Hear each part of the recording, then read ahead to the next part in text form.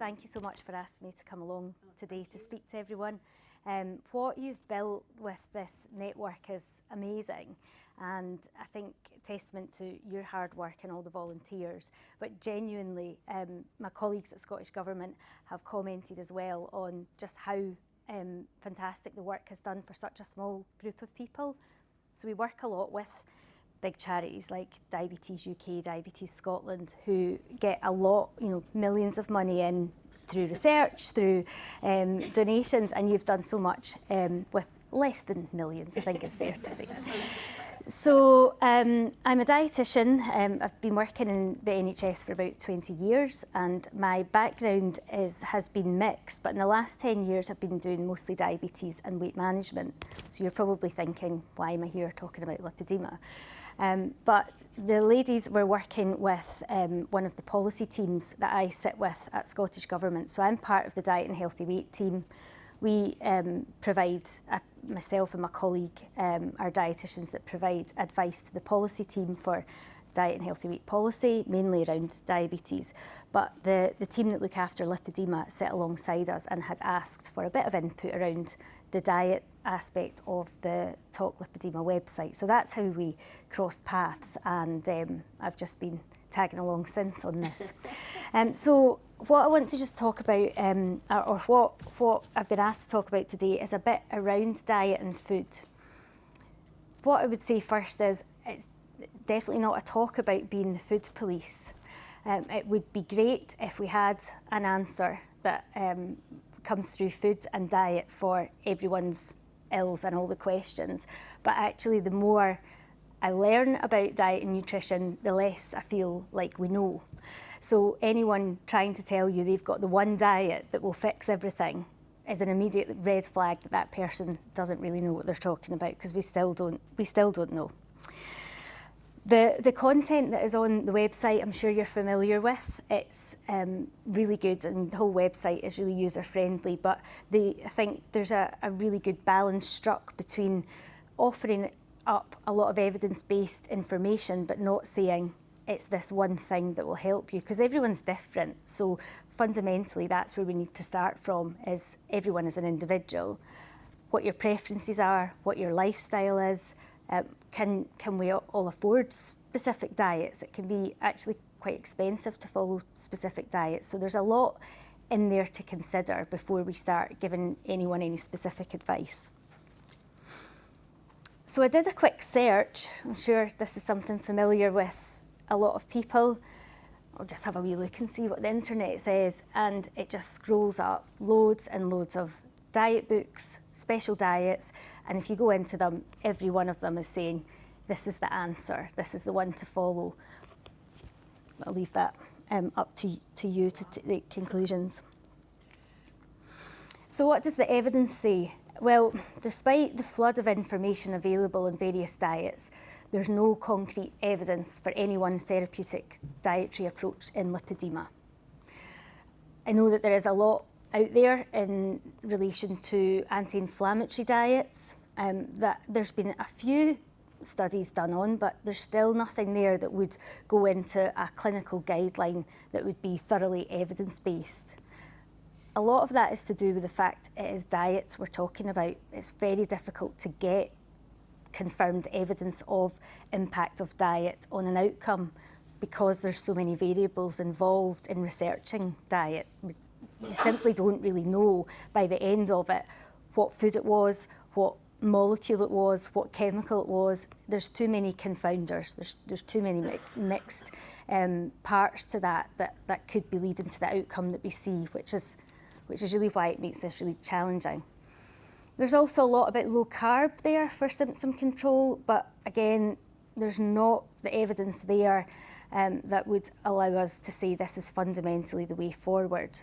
But what I would say is, if you find something that works for you and works for your lifestyle, that's the best diet. Something that keeps you in as good health as possible. It could be low carb, that could be something that you find really useful. It could be following an anti-inflammatory diet. It could be a low-fat diet. So it's more about you as an individual rather than one therapeutic approach. I also thought we probably can't talk about this without talking about weight loss. And the reason, one of the reasons is that we've done a bit of work, and Sarah Smith from Queen Margaret University did a bit of research in this and put surveys out for women that are living with lipedema, and found that there was multiple diets people had tried over the years, often back to back, decades of different diets. Probably could write books on diets.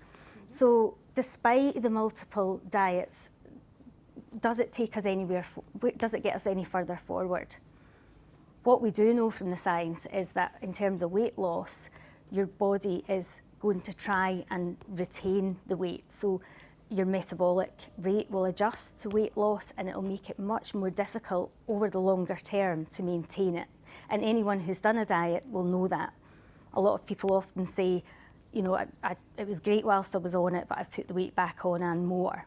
So there's that urgent caution around taking forward any restrictive or weight loss diets. The other big thing is we're shaped by what surrounds us. So we can be in a little bubble of a diet, following a meal plan. Often people say, can you just give me a diet sheet? And it would be fabulous if it was that easy. But the world that we live in doesn't support us to eat in a healthy way. We're faced constantly with adverts, television, radio, media about foods. We're almost flooded by it. And why is that? So I wanted to talk a wee bit about diet culture and where we live. We all live within diet culture, but for women, it's fair to say it is worse. There's a bigger focus on women's bodies and the need to live up to a thin ideal, and it's not the same for men. I'm not saying that men are not subject to it as well, but women do tend to suffer a lot more because of diet culture.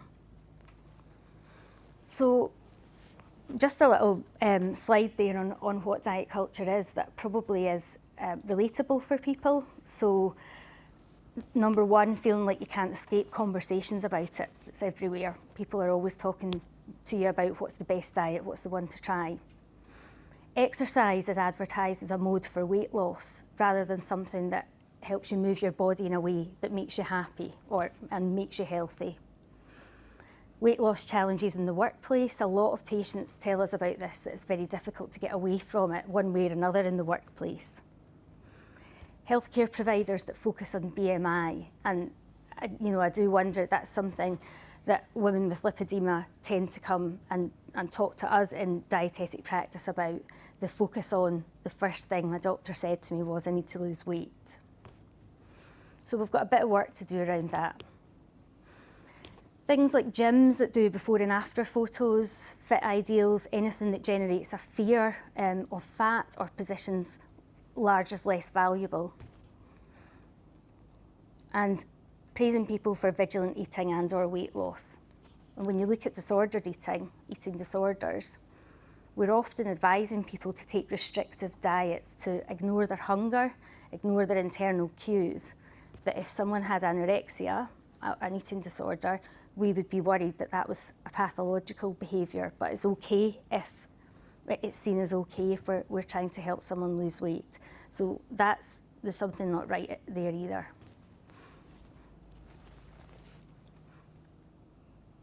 And what this can lead to is weight stigma. And what we're dealing with and trying to change, there's a lot of really good professionals out there and patient groups working to overcome this, is weight stigma is defined as negative attitudes towards and beliefs about others because of their weight. These negative attitudes are manifested by stereotypes and or prejudice towards people with higher weight. What does it look like in practice? So comments that are intentional or unintentional, people that will pass comment about your body weight or your body size, that leave you walking away feeling really hurt, but others don't realise that, how that's come across. Discrimination due to weight or body shape. And this one in particular, I suppose I wanted to maybe think a bit more about. So healthcare assumptions, and that's something that people in my profession and wider medical and nursing profession are becoming more aware of now, and I'm really pleased to see that there is a shift in how we're approaching it. Took a wee jump forward itself there. So moving away from that automatic, put you on the scales, what's your body mass index, right, let's move straight to, I'll refer you to weight management, have you thought about losing weight? And when we have women or men with lipedema, but I'm aware I'm saying women a lot, but I know predominantly that, certainly in my practice and experience, it does tend to be something that affects women more than men. But what we see is women coming along saying, no, you didn't ask me about that, they just said I need to come and lose weight. So for a lot of people, there's been a lengthy period of time before diagnosis, of the correct diagnosis, because it's constantly being put down to it's a weight problem when in fact it's not. There could be lots of complex things, but weight stigma means that we often as professionals overlook other conditions and go straight for a weight loss approach. We're trying to change that with education of healthcare professionals, but I think it's something that Talk Lipoedema will take on very well. It's sort of ethos and message that flows through what you're doing as well. And media stereotypes, of course. It's in the media this week because the Oscar winner, the whale won an Oscar. So I'm not sure if anyone has probably seen some things in the news. It's got some mixed reports on is this a positive thing, that it's taken a very compassionate look at somebody who was living with very complex obesity. On the other side of it, I think there are a group who are feeling very stigmatised by that view. So even that goes to show you the differences in opinions and how things land.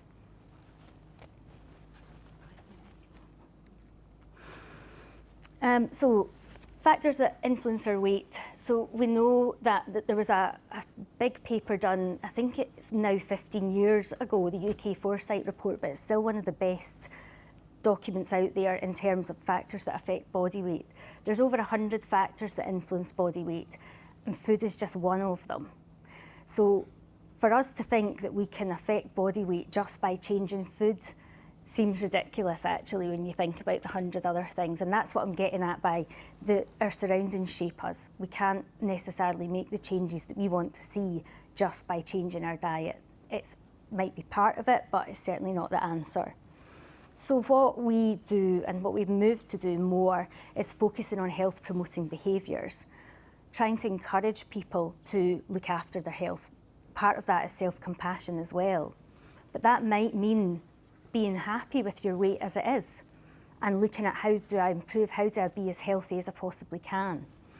So I'm going to talk a bit about improving nutrition and probably some of this other stuff you've talked about today already, and know a bit about physical activity and better sleep and things. What I've put here is a link to the British Heart Foundation. They've got a really good little animation on the Mediterranean diet. And the reason I've focused on that is because it is one of the areas that does have evidence for health. Not necessarily evidence for outcomes in lipedema specifically, but the diet as a whole is one that is well accepted in the UK, and it's also one that has multiple health benefits for everyone across the age range, and it focuses really on balance.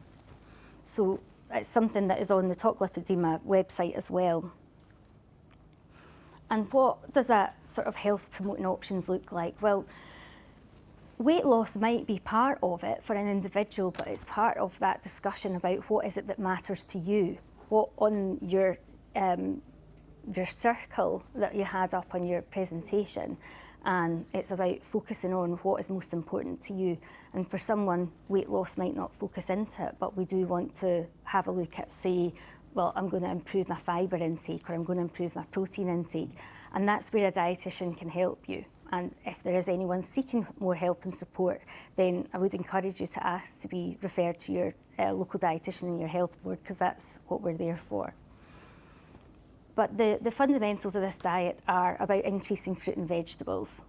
about eating more fish, particularly oily fish, because the omega-3 fats are really good for us across a multitude of health conditions, and they do have an anti-inflammatory effect. Increasing fibre containing foods, and things like beans, pulses, nuts also increase protein. A lot of women don't eat enough protein, and it's something in practice we find ourselves seeing a lot. Carbs tend to take up a lot of the diet, so encouraging women to have more protein. Reducing saturated fats. Trying as a whole, and this goes for everyone, and tell my sons this because they're not too happy about the amount of vegetables they get given, but trying to include more plant-based foods as much as possible, for the environment as much as anything. And I've added in there something that a lot of people don't know. I don't know why we don't advertise it more, but about vitamin D, and particularly for women, as we get older, we want to look after our bone health. Calcium and vitamin D is essential, so particularly in the winter months, make sure you're all taking your vitamin D. So I think that is my last slide. I was going to round off with I guess saying that there's not one answer. So as I started out, and I'm sure that probably comes as a disappointment sometimes to people. You feel it in the room sometimes when we're with patients because folks are looking for a specific answer. Research may well get there. Science is, I was just talking to Isabel, science has given us the new weight loss drugs which look very hopeful, but there's nothing that is, the silver bullet. It's a combination of all the factors and probably a lot of what you've explored today in terms of being healthy.